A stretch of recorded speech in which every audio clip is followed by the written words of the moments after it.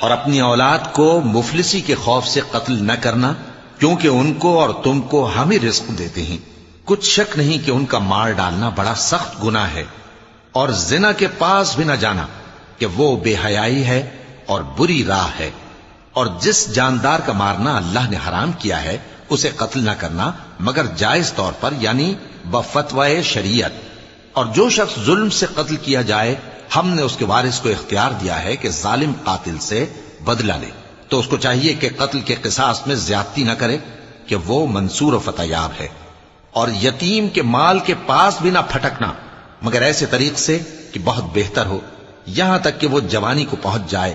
اور عہد کو پورا کرو کہ عہد کے بارے میں ضرور پرسش ہوگی۔ اور جب کوئی چیز ناپ کر دینے لگو تو پیمانہ پورا بھرا کرو، اور جب تول کر دو تو ترازو سیدھی رکھ کر تولا کرو۔